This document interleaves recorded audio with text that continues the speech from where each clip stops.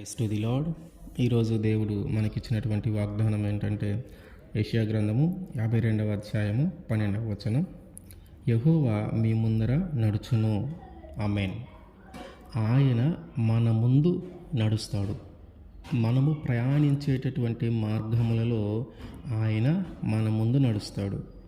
మనము ఎంచుకున్నటువంటి మార్గములలో ఆయన మన ముందు నడుస్తాడు. కొన్నిసార్లు మనము కష్టాల నుంచి, కన్నీళ్ళ నుంచి, బాధల నుంచి, శ్రమల నుంచి నడవలసి వస్తుంది. అలాంటి సందర్భాలలో కూడా ఆయన మన ముందు నడుస్తాడు. ఆయన మన ముందు నడిచినప్పుడు మనల్ని ఆ శ్రమ, ఆ బాధ, ఆ కష్టం అంటనివ్వకుండా ఆయన చేస్తాడు. ఆయన మనము ఎంచుకున్నటువంటి మార్గము ఏదైనా సరే, అది చదువుకు సంబంధించిందైనా, లేదా ఉద్యోగానికి సంబంధించిందైనా, వ్యాపారానికి సంబంధించిందైనా, ఇట్లా ఏదైనా నువ్వు ఎంచుకున్న మార్గము ఏదైతే ఉందో దానిలో నువ్వు నష్టపోకుండా ఆయన నీ ముందు నడుస్తాడు. నీ ముందు నడిచినప్పుడు ఆయనకి తెలుస్తాయి కదా ఏం జరగబోతుంది అనేది. దానిని బట్టి ఆయన ఎల్లప్పుడూ నిన్ను కాపాడుతూ ఉంటాడు. మనము ప్రయాణించేటటువంటి మార్గంలోనైనా సరే, అది వాహనం మీద ప్రయాణించవచ్చు, లేదా నడిచి వెళ్ళవచ్చు, లేదా ఇంకా వేరే వేరే మార్గాల్లో మనము ప్రయాణం చేస్తూ ఉన్నా కూడా ఏ ప్రమాదము జరగకుండా మనము క్షేమంగా ఈ రోజుకి కూడా మనము తిరిగి ఇంటికి చేరుతూ ఉన్నామంటే కేవలము ఆయన కృప. ఆయన మన ముందర నడుస్తూ ఉన్నాడు కాబట్టి మనకి జరగబోనటువంటి ప్రమాదాల నుంచి, మనకు జరగబోనటువంటి అపాయముల నుంచి, మన మీద పొంచి ఉన్నటువంటి ప్రమాదాల నుంచి ఆయన ఎల్లప్పుడూ మనల్ని విడిపిస్తూ ఉన్నాడు. అయితే ఆయన ముందుగా మనకి నడవటం వలన ఉపయోగం ఏంటి? కొన్నిసార్లు దేవుడు తనంతట తానే ఇజ్రాయేలీలని నడిపించినప్పుడు తనంతట తానే ఉండి నడిపించాడు. వాళ్ళకి ముందుగా ఉండి. అయితే కొన్నిసార్లు దేవుడు తనంతట తాను ఉండి ముందుకు నడిపిస్తాడు.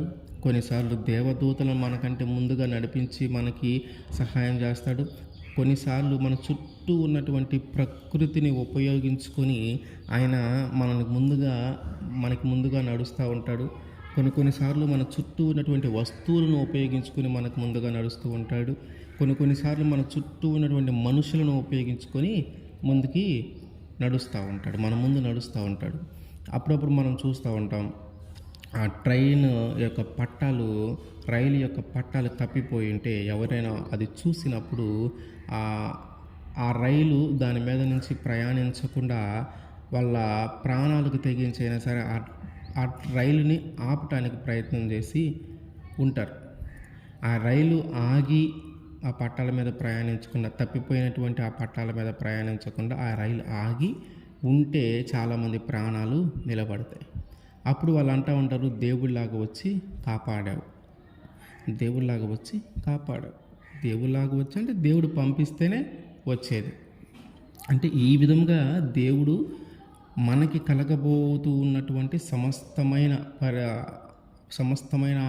పరిస్థితుల నుంచి, ఆ భయంకరమైన పరిస్థితుల నుంచి ఎల్లప్పుడూ ఆయన మనల్ని విడిపించటానికి ఆయన ఎక్కడో లేడు. ఆయన మన ముందుగానే ఉన్నాడు. ఆయన నడుచుకుంటూ వెళ్తూ ఉన్నాడు. అంటే మన జీవితంలో మనం అనుభవించబోతున్నటువంటి ప్రతి కష్టము, మన జీవితంలో మనం అనుభవించబోతున్నటువంటి ప్రతి సంతోషము ఆయనకి తెలుసు. మన జీవితంలో మన మీద పొంచి ఉన్న ప్రమాదం ఆయనకి తెలుసు. మన మీద పొంచి ఉన్న అపాయము ఆయనకి తెలుసు. ఎందుకంటే ఆయన మనకంటే ముందుగా నడుస్తూ ఉన్నాడు కాబట్టి మన జీవితంలో ఏం జరగబోతుంది అనేది ఆయనకి తెలుస్తుంది. మనం ఎప్పుడు ఏడవబోతున్నాం, ఎప్పుడు బాధపడబోతున్నాం, ఎప్పుడు మనం శ్రమ పడబోతూ ఉన్నాం, ఎప్పుడు వాటన్నిటి నుంచి విడిపించబడబోతూ ఉన్నాం అనేది ఆయన మనకంటే ముందుగా ఉన్నాడు కాబట్టి ఆయనకి ముందుగా తెలుస్తుంది. అందుకని ఆయన మనకి ముందుగా నడుస్తూ ఉన్నప్పుడు ఆయన మన జీవితంలో ఈ జరగబోతున్నవన్నీ ఆయనకి తెలుసు కాబట్టి ఆయన వాటన్నిటి నుంచి మనల్ని విడిపించడానికి ప్రయత్నం చేస్తూ ఉంటాడు. మత్తయి సువార్త 11వ అధ్యాయము 10వ వచనం. ఇదిగో నేను నా దూతను నీకు ముందుగా పంపుచూ ఉన్నాను, అతడు నీ ముందర నీ మార్గములను సిద్ధపరచును. ఆయన ఒక దూతని మనకి ముందుగా పంపిస్తూ ఉన్నాడు. మనము నడిచేటటువంటి మార్గములో ఏ రాయి మనకి తగలకుండా, ఏ ప్రమాదము మనకి తగలకుండా ఒక దూతను ముందుగా పంపిస్తూ ఉన్నాడు. ఆ దూత ఏం చేస్తుందంట, మన యొక్క మార్గములన్నిటినీ మనం ముందుగా వెళ్ళి మన యొక్క మార్గములన్నిటినీ స్థిరపరుస్తుంది, మన మార్గములన్నిటినీ సిద్ధపరుస్తుంది, మన మార్గములలో పొంచి ఉన్న ప్రమాదాలన్నిటినీ విడిపిస్తుంది, మన మీద పొంచి ఉన్న ప్రమాదాలన్నిటి నుంచి మనల్ని తప్పిస్తుంది. అంటే మన ముందర ఒక దూత నడుస్తూ ఉన్నది అనే విషయము మనం గ్రహించాలి. మనము చేసే పని ఏదైనా సరే, అది ప్రయాణము కావచ్చు, మనం ఎంచుకున్న మార్గము కావచ్చు, లేదు మనకు కలుగుతున్నటువంటి కష్టాలు కావచ్చు, వేటిలో నువ్వు ముందుకు వెళుతూ ఉన్నా సరే మన ముందు ఎల్లప్పుడూ ఒక దూత ఉంటుంది. ఆ దూత మనకు చేసే సహాయం ఏంటంటే, మన జీవితంలో మనము ఇప్పుడు చదువుకునే విషయం అనుకోండి, ఇప్పుడు ఈ సంవత్సరం మొత్తం నువ్వు చదివిన తర్వాత అది నువ్వు పాస్ అవుతావా పాస్ అవ్వవా అనేది వారికి తెలుస్తుంది. ఎందుకంటే వారు నీకంటే ముందుగా ఉన్నారు కాబట్టి, నీకంటే ముందుగా నీ జీవితంలోనే నీకంటే ముందుగా వాళ్ళను నడుస్తూ ఉన్నారు కాబట్టి. అట్లాగే ఉద్యోగ విషయంలో కూడా నువ్వు సాధించగలవా సాధించలేవా, ఉద్యోగాన్ని నువ్వు పొందగలవా పొందలేవా అనేది కూడా వారికి తెలుస్తుంది. అప్పుడు ఏం చేస్తారంటే, అవి ఏవైతే మనకు మంచి కలిగించేవి ఉన్నాయో, ఏవైతే మనకి సంతోషాన్ని ఇచ్చేవి ఉన్నాయో, వాటన్నిటినీ మనము పొందుకోవటానికి మన ముందున్నటువంటి దేవదూత మనకి సహాయము చేస్తూ ఉంటుంది. మనకి ఏదైతే బాధ కలిగించేది, దుఃఖాన్ని కలిగించేది ఏవైతే ఉన్నాయో వాటి నుంచి మనల్ని తప్పించడానికి కూడా ప్రయత్నం చేస్తూ ఉంటుంది. అయితే మనము గమనించవలసిన విషయం ఏంటంటే, ఒక దూత మన ముందు ఎల్లప్పుడూ ఉంటుంది. యేసుక్రీస్తు వారు మనకి ముందుగా ఒక దూతను ఉంచారు. ఆ దూత ఎల్లప్పుడూ మనం నడిచే మార్గంలో, మనం ప్రయాణించే మార్గంలో, మనం ఎంచుకున్న మార్గంలో, ప్రతి విషయంలో కూడా మన ముందు ఎల్లప్పుడూ ఉండి మనల్ని నడిపిస్తూ ఉంటుంది. ఇజ్రాయేలీల ప్రజలు ఐగుప్తు దేశం నుంచి కానాను దేశానికి నడిపించబడుతూ ఉన్నప్పుడు దేవుడు వారికి పగలు మేఘస్తంభంలోను రాత్రి అగ్నిస్తంభంలోను వారికి ముందుగా ఉండి ఆయన నడిపించాడు. ఆయనే ఉండి పగలు మేఘస్తంభంలో ఉండి రాత్రి అగ్నిస్తంభంలో ఉండి ఆయనే ఉండి ఇజ్రాయేలీ ప్రజలందరినీ నడిపించాడు. ఆ నడిపించేటప్పుడు కొంచెం ముందుకెళితే నీరు లేదు, దాహం వేస్తుంది అన్నప్పుడు బండను కొట్టి నీళ్ళు ఇచ్చాడు. నడుస్తూ ఉన్నప్పుడు ఆకలి అవుతుంది, తినటానికి ఏమి లేదు, ఇదంతా అరణ్యము, ఇదంతా ఎడారి అని తెలిసినప్పుడు వారికి మన్నానిచ్చాడు. అది తిని సంతృప్తి చెందక ఇంకా మాకు మాంసం కావాలంటే మాంసం ఇచ్చాడు. శత్రువులు ఎదురైతే వారి మీద జయించటానికి అవకాశం ఇచ్చాడు. వాళ్ళకు అసలు ఎదురే లేకుండా ఇజ్రాయేలీలు వస్తూ ఉన్నారంటే ఆ చుట్టుపక్కల ఉన్నటువంటి దేశాలలో ఉన్న జనానికి, రాజులకు అందరికీ కూడా ఒక భయము కలిగించేలాగా వారిని తయారు చేసి, ఆ విధంగా వారికి ముందుగా నడుస్తూ అన్ని విషయాల్లో వారికి తోడుగా ఉండి నడిపించాడు. అట్లాగే మన జీవితంలో కూడా దేవుడు అంతే చేస్తాడు. వారిని ఎలా అయితే అడుగడుగున కాపాడుకుంటూ, అడుగడుగున వాళ్ళు అడిగింది, వాళ్ళకి తిండికి లేక, దాహానికి లేక, ఏ కొదువ లేకుండా వాళ్ళు ఎలాగైతే నడవగలిగారో, మన జీవితంలో కూడా దేవుడు ఎల్లప్పుడూ మనకు తోడుగా ఉండి, ఎల్లప్పుడూ మనకి ఏమీ కొదువ కాకుండా మనల్ని ముందుకు నడిపించుకుంటూ వెళ్తాడు. ఆదికాండము 45వ అధ్యాయము 7వ వచనం, ప్రాణముతో కాపాడుటకును దేవుడు మీకు ముందుగా నన్ను పంపించాను. ఇక్కడ ఏం చేశాడు, ఒక మనిషి రూపంలో దేవుడు ముందుగా వెళ్ళి సమస్తాన్ని సిద్ధపరిచి ఉంచాడు. యేసేపు పుట్టిన తర్వాత ఐగుప్తు దేశంలోనికి వెళ్ళి పట్టాభిషేకము, అంటే రాజు తర్వాత రాజుగా ఆయన నియమించబడే నాటికి ఆయన వయసు 30 సంవత్సరాలు. అంటే యాకోబు వంశస్థులకి ఒక 30 సంవత్సరాల తర్వాత ఒక భయంకరమైన కరువు రాబోతుంది, ఒక 7 సంవత్సరాలు ఒక భయంకరమైన కరువు రాబోతుంది అని దేవుడు తెలుసు, ఆయనకి తెలుసు. ఆ కరువులో ఇజ్రాయేలీకి ఆహారము దొరకదని ఆయనకి తెలుసు. ఆ కరువుని తట్టుకొని వీళ్ళు బ్రతకలేరు అని ఆయనకి తెలుసు. అందుకనే ఈ ఇజ్రాయేలీ ప్రజలందరినీ బ్రతికించడానికి, ఈ యాకోబు వంశస్థులను బ్రతికించడానికి ఆయన ముందుగానే ఈయన ప్రణాళిక చేసి యోసేపును ఐగుప్తు దేశానికి పంపించాడు. యోసేపు ఐగుప్తు దేశమునకు వెళ్ళి అక్కడ రాజు తర్వాత రాజుగా నియమించబడ్డాడు. అప్పటికి 30 సంవత్సరాలు. అంటే దేవుడికి ఒక 30 సంవత్సరాల తర్వాత ఏం జరగబోతుందో ఆయనకి తెలుసు కాబట్టి ఆయన ముందుగానే ఆయన అక్కడికి పంపించి వీళ్ళందరికీ ఆహారము దొరికేలాగా, వీళ్ళందరూ ఎంత కరువులోనైనా సరే తిండి లేకుండా, ఎండిపోకుండా, ఆహారం లేకుండా చనిపోకుండా వీళ్ళందరూ క్షేమంగా ఉండేలాగా వీరికి ఆహారము దయచేశాడు. మన జీవితంలో కూడా దేవుడు అంతే. మనకి ఇప్పుడు పరిస్థితులు ఒకవేళ సరిగా లేకపోయినా, ఇప్పుడు పరిస్థితులు మనకి తినటానికి లేకపోయినా, ఆయన ఒక రోజును మనకి నియమించి ఉండుంటాడు. ఇదిగో పలానా దినము, పలానా రోజు, లేదా పలానా సంవత్సరం, లేదా పలానా నెల, ఆ రోజు నుంచి నీ పరిస్థితులన్నీ మారిపోతాయి. ఆ గడియ నుంచి నీ పరిస్థితులన్నీ మారిపోతాయి. ఇప్పుడు ఉన్న పరిస్థితుల కంటే నువ్వు ఉన్నతమైన పరిస్థితులకు నువ్వు వెళ్తావు. ఇప్పుడున్న పరిస్థితుల కంటే క్షేమమైన పరిస్థితుల్లో నువ్వు ఉంటావు. ఇప్పుడు నీకు తినటానికి లేదేమో, ఆ తర్వాత నీవే 10 మందికి పెట్టే స్థితిలో దేవుడు నిన్ను ఉంచుతాడు. ఈరోజు నీకు కట్టుకోవడానికి మంచి బట్టలు లేవేమో, ఆ తర్వాత నీవే 10 మందికి వస్త్రదానము చేసేలాగా దేవుడు నిన్ను ఉంచుతాడు. ఎట్లా అయితే యాకోబు వంశస్థులను దేవుడు కాపాడుకుంటూ వచ్చాడో, ఒక 30 సంవత్సరాల తర్వాత రాబోతున్నట్లు కరువును గుర్తించి యోసేపును అక్కడికి పంపించాడో, అట్లాగే మన జీవితంలో కూడా ఏం జరగబోతుంది అనేది దేవుడికి తెలుసు. ఈ సంవత్సరం ఏం జరగబోతుందో తెలుసు, ఒక 2 సంవత్సరాల తర్వాత ఏం జరగబోతుందో తెలుసు, ఒక 5 సంవత్సరాల తర్వాత ఏం జరగబోతుందో తెలుసు, ఒక 10 సంవత్సరాల తర్వాత ఏం జరగబోతుందో తెలుసు. అన్నిటికీ ఒక ప్రణాళిక సిద్ధం చేసి ఉంచబడింది. అన్నిటికీ ఒక ప్రణాళిక సిద్ధం చేసే ఉంచబడింది. ఈరోజు నువ్వు దుఃఖిస్తున్నా, నువ్వు ఏడుస్తున్నా, నువ్వు బాధపడుతున్నా, అది కొంతవరకే. నువ్వు ఎంత కష్టాలు అనుభవిస్తున్నా అది కొంతవరకే. కనీసం నీ తినటానికి తిండి లేకపోయినా అది కొంతవరకే. దేవుడు ఒక రోజుని నీకు నియమించి ఉంటాడు. ఈ దేవుడు ఒక గడియను నీకు నియమించి ఉంటాడు. దేవుడు ఒక సంవత్సరం లేదా ఒక నెలను నీకు నియమించే ఉన్నాడు. ఆ గడియ, ఆ సంవత్సరము వరకు నువ్వు కష్టపడవలసిందే. ఆ గడియ, ఆ సంవత్సరము, ఆ రోజు వరకు నువ్వు బాధపడాల్సిందే. ఆ తర్వాత నుంచి నీ పరిస్థితులన్నీ మారిపోతాయి. ఎందుకంటే ఒకవేళ ఒక 5 సంవత్సరాల తర్వాత నీ జీవితంలో కష్టము రాబోతుంది అనే విషయము దేవుడికి తెలుసు కాబట్టి 5 సంవత్సరాల తరువాత ఆ కష్టాన్ని నువ్వు ఎలా దాటాలో ఆయన నువ్వు పుట్టినప్పుడే నిర్ణయించుంటాడు.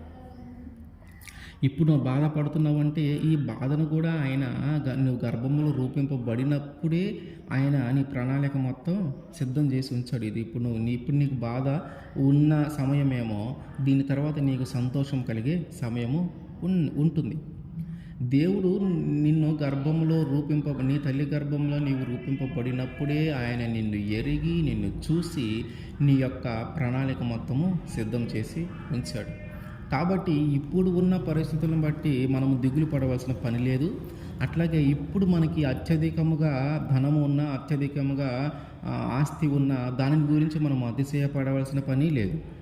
ఒకవేళ లేనివాడు ఏడుస్తూ ఉంటే ఉన్నవాడు అతిశయపడతా ఉంటే రెండు ప్రమాదం. లేనివాడు రేపు ఉన్నవాడు కావచ్చు, ఉన్నవాడు రేపు లేనివాడు కావచ్చు. నీ జీవితంలో దేవుడు ఏం ప్రణాళిక సిద్ధం చేసి ఉంచాడో నీకు తెలియదు. కాబట్టి లేదు అని నువ్వు బాధపడవద్దు, ఉంది అని నువ్వు అతిశయపడను వద్దు. ఏదైనా తారుమారు కావచ్చు.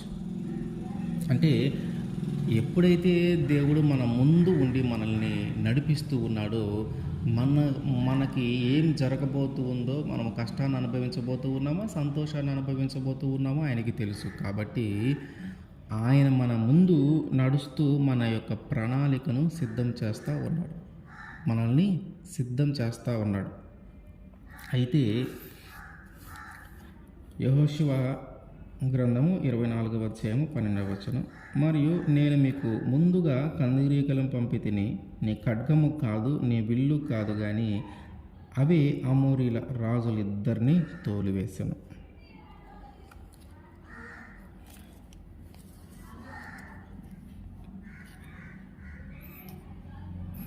ఇజ్రాయేలీలు యోర్దానును దాటి యెరికో దగ్గరికి వచ్చినప్పుడు అక్కడ ఒక యుద్ధం జరుగుతుంది. యెరికో యజమానులకు అమోరీలు, పెరిజీలు, కనానీయులు, హిత్తీయులు, గిర్గాషీయులు, హివ్వీయులు, యబూసీయులను వారు మీతో యుద్ధం వచ్చేయగా వారిని మీ చేతికి అప్పగించేది.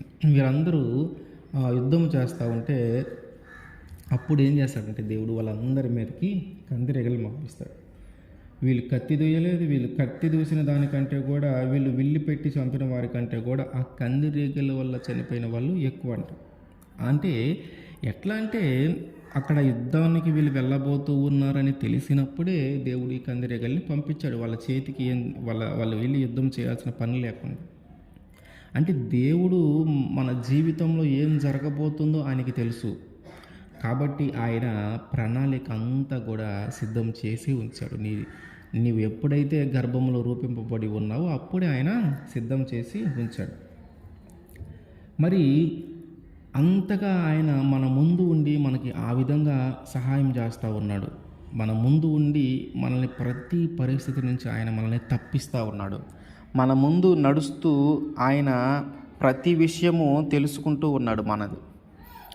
మనకు సంబంధించిన ప్రతి విషయం ఆయనకి తెలుసు. నువ్వేం పాపము చేయబోతూ ఉన్నావు కూడా ఆయనకి తెలుసు.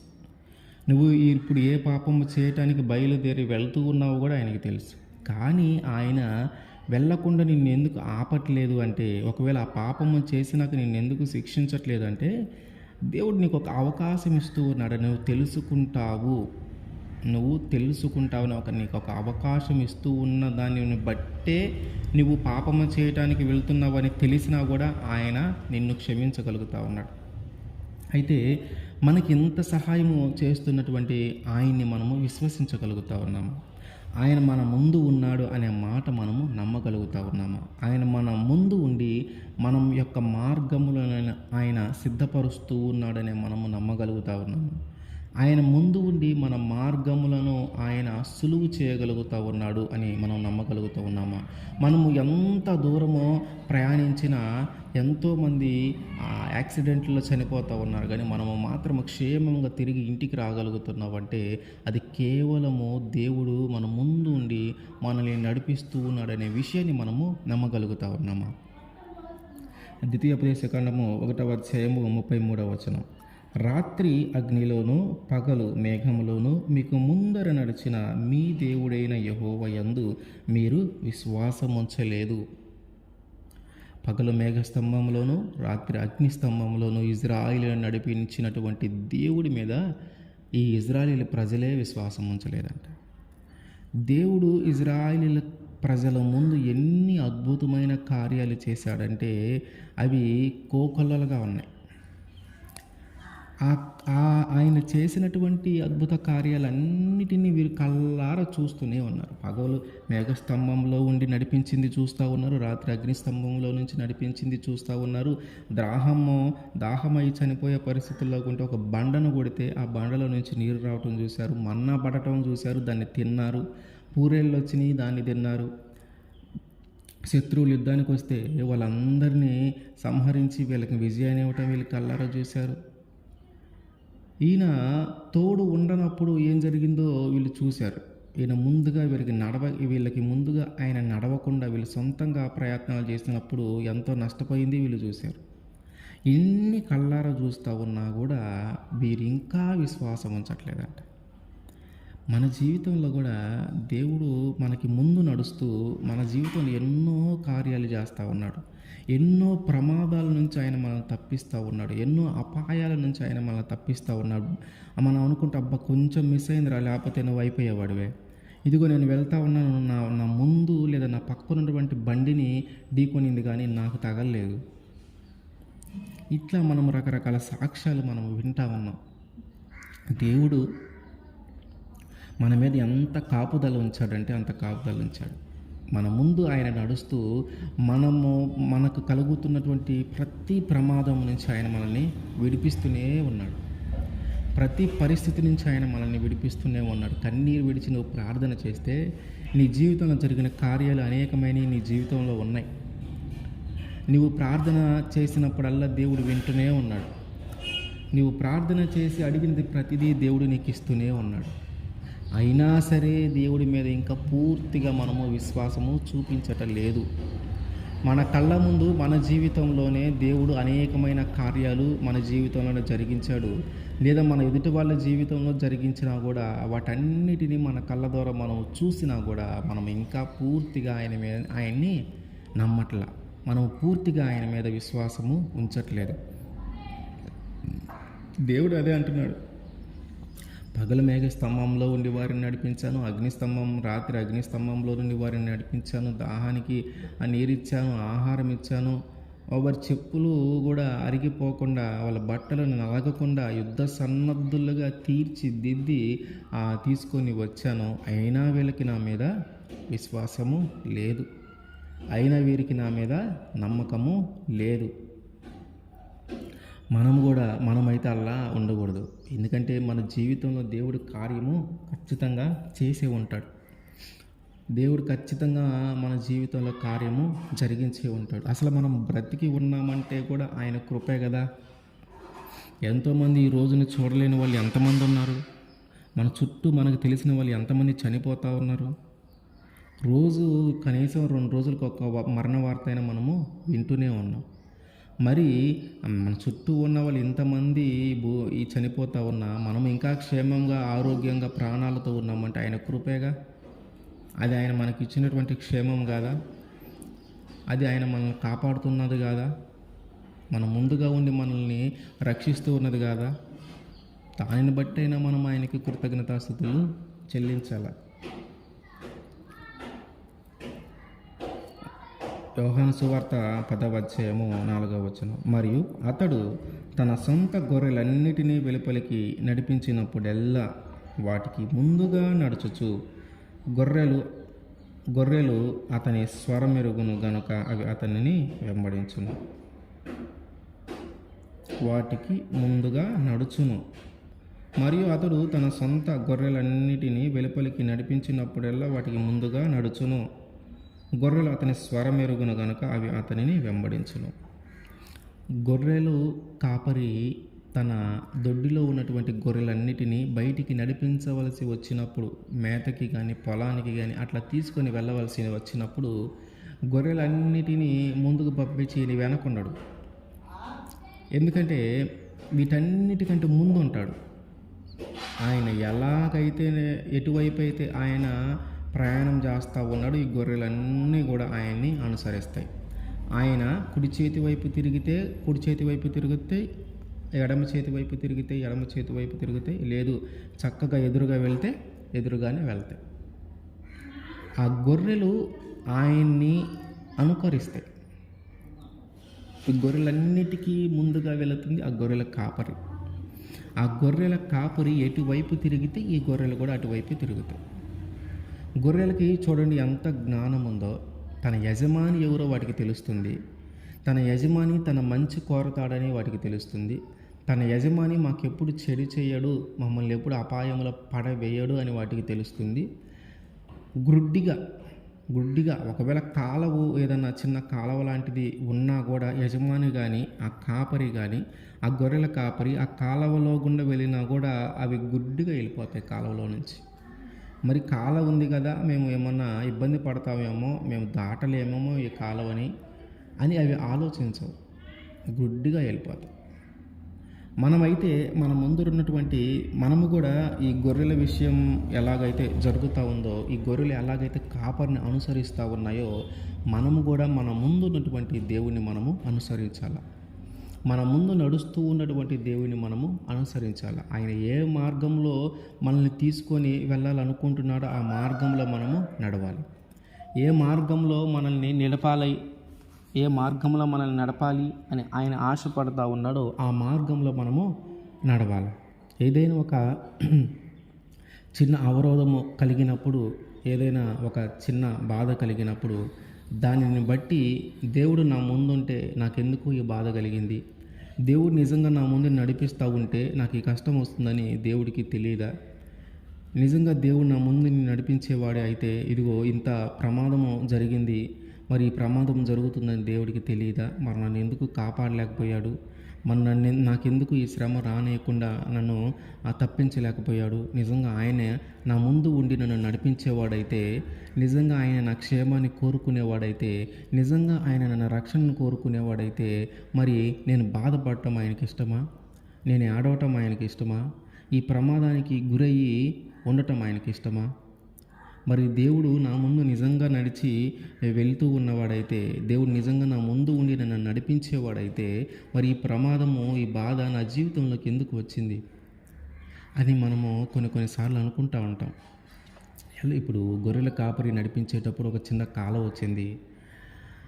వాటికి ఆ కాలువ ఉందని తెలుసు. ఆ కాలువలో ఒకవేళ దిగితే ఒకవేళ మనము కొట్టుకొని వెళ్ళిపోతావేమో, ఆ ప్రవాహంలో వెళ్ళిపోతావేమో అని అవి ఆలోచించట్లా.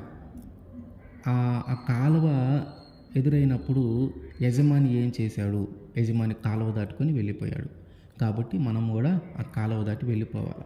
మరి ఆ కాలువ లోపలికి వచ్చినప్పుడు ఏం జరిగింది అనేది ఆలోచించట్లా. ఆ కాలువ అనే అనుభవాన్ని అవి పొందినప్పుడు అవి భయపడకుండా తన యజమానిని చూసే ముందుకు వెళ్తా ఉన్నాయి. మనం కూడా అంతే. మన జీవితంలో ఏదైనా శ్రమ, బాధలు ఏదైనా కలిగినప్పుడు మనము గ్రుడ్డిగా వెళ్ళిపోవాలి దేవుని వైపు. ఈ బాధ కలిగిన దానిని బట్టి, ఈ శ్రమ కలిగిన దాన్ని బట్టి ఆయనను నిందించటం కంటే కూడా మనం గుడ్డిగా వెళ్ళిపోవాలి. ఎందుకు వెళ్ళిపోవాలంటే దేవుడికి తెలుసు, ఇదిగో ఇప్పుడు నువ్వు ఈ బాధను అనుభవించబోతూ ఉన్నావని. దేవుడికి తెలుసు, ఇదిగో ఇప్పుడు ఈ ప్రమాదము నీకు జరగబోతుంది అని.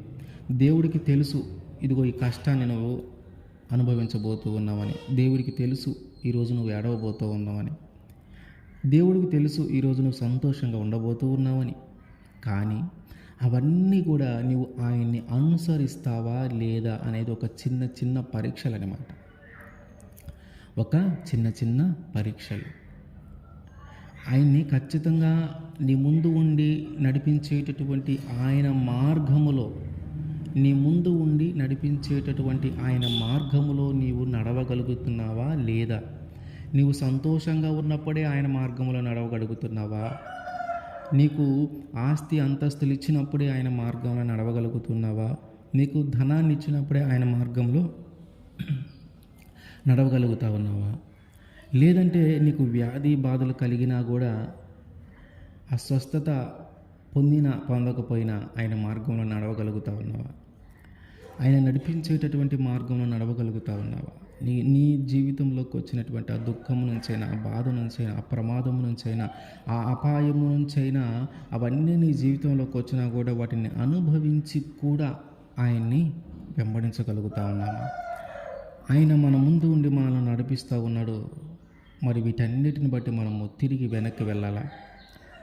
మనకు కలుగుతున్నటువంటి ఈ కష్టాల నుంచి, ఈ బాధల నుంచి మనము ఆయన మార్గములో వెళ్ళకుండా, ఆయన మన ముందుండి నడిపిస్తూ ఉంటే ఆ నడిపింపులోకి మనం వెళ్ళకుండా మనం పక్కకు వెళ్ళిపోవాలా? మనం ఎప్పుడు అలా చేయకూడదు. ఎందుకంటే అవన్నీ మనకి కలిగేటటువంటి చిన్న పరీక్షలు. ఆ పరీక్షలన్నిటిలో ఎలా తప్పించుకోవాలి, ఎలా వాటన్ని నుంచి బయటపడాలో కూడా ఆల్రెడీ సిద్ధం చేయబడే ఉంది. ఇప్పుడు నీ జీవితంలోకి వచ్చినటువంటి ఆ బాధ నుంచి ఎలా బయటికి రావాలో కూడా సిద్ధం చేయబడే ఉంది. కష్టం ఒక్కటే ప్రణాళికలో లేదు. ఆ కష్టాన్ని ఎలా తప్పించుకోవాలో కూడా ప్రణాళికలో ఉంటుంది. దేవుడు మన జీవితంలో ఏర్పరిచినటువంటి ప్రతి దాని నుంచి మనము తప్పించుకోవటానికి ఒక మార్గాన్ని ఆయన సిద్ధం చేసే ఉంటాడు.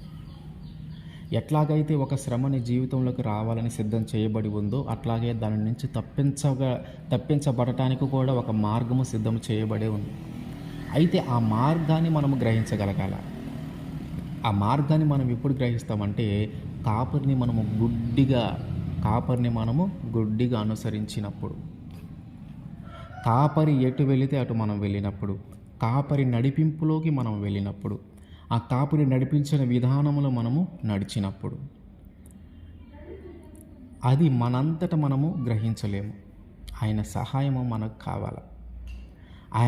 అయితే మనము గుర్తుపెట్టుకోవాల్సిన విషయం ఒక్కటే ఏంటంటే, గొర్రెలని ఎలాగైతే ఆ గొర్రెల యొక్క కాపరి తన ముందుండి వాటన్నిటిని నడిపిస్తూ ఉన్నాడో, అట్లాగే మన దేవుడు కూడా మన ముందుండి మనల్ని నడిపిస్తూ ఉన్నాడు.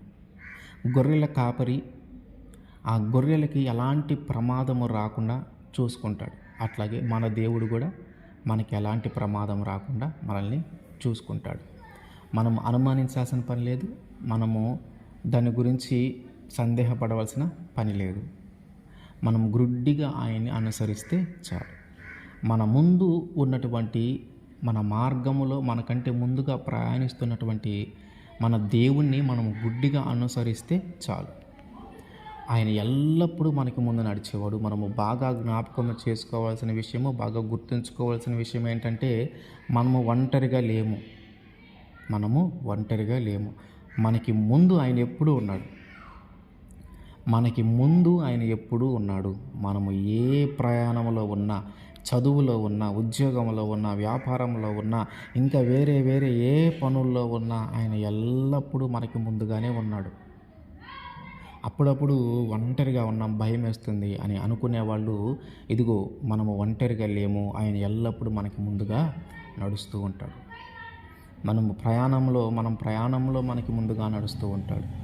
ప్రతి విషయంలో ఏ కష్టం వచ్చినా, ఏ బాధ వచ్చినా ఆయన మనకి ముందుగా నడుస్తూ ఉంటాడు. అయితే నువ్వు పాపము చేయటానికి వెళ్ళినప్పుడు కూడా ఆయన నీ ముందుగా నడుస్తూ ఉంటాడు. ఎందుకు? నువ్వు పాపము చేయటానికి ఎక్కడికైతే వెళ్తున్నావో ఆ ప్రదేశం దాకా ఆయన వస్తాడు. ఆ ప్రదేశం లోపలికి రాడు, ఆ ప్రదేశం దాకా వస్తాడు. ఎందుకంటే ఆ ప్రదేశం లోపు ఏవైనా నీవు మనసు మార్చుకుంటావేమోనని. కాబట్టి మనము గుర్తించాల్సిన విషయము, మనము బాగా నమ్మాల్సిన విషయము ఏంటంటే మన ముందర ఎప్పుడు ఆయన ఉంటాడు. మన ముందర ఎప్పుడు ఆయన నడుస్తూ ఉంటాడు. మనం ఎటు వెళ్ళాలో ఆయన నడిపిస్తాడు. మనము ఎటువైపు మలుపు తిరగాలో ఆయన తిప్పుతాడు. కుడికి తిరగమంటే కుడికి తిరగాల, ఎడమకి తిరగాలంటే ఎడమకి తిరగాల. ఆయన నడిపించే మార్గంలో మనం నడవాలి. మనము గుర్తించుకోవాల్సిన విషయము, ఆయన ఎల్లప్పుడూ మనకి ముందుగా నడుస్తూ ఉన్నాడు. ఆమేన్.